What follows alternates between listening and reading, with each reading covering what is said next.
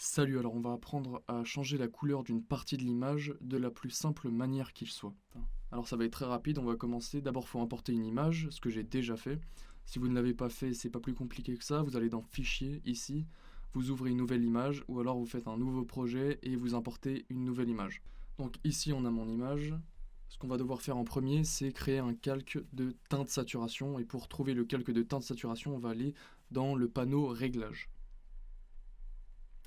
Le panneau réglage qui est ici. On va donc mettre un calque de teinte saturation juste là. Donc vous allez voir que ça va créer un calque juste au-dessus de teinte saturation.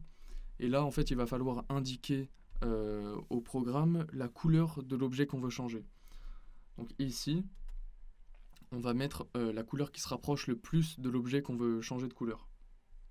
Donc pour moi ici, c'est jaune.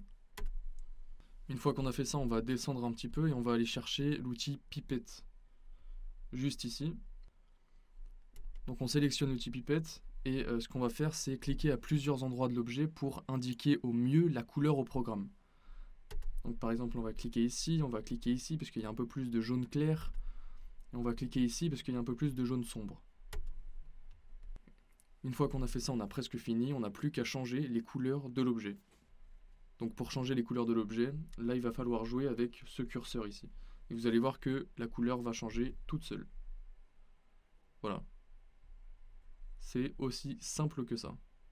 Voilà, j'espère que ça vous aura bien aidé. N'hésitez pas à aller checker une des meilleures formations, en tout cas à mon sens, sur Photoshop. C'est la formation de Click Campus.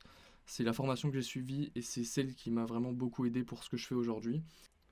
Donc c'est vraiment sincère, si vous avez envie d'apprendre tout ce qu'on peut apprendre sur Photoshop et sur les autres logiciels d'Adobe, c'est là-bas que ça se passe et c'est là-bas que vous allez apprendre le mieux.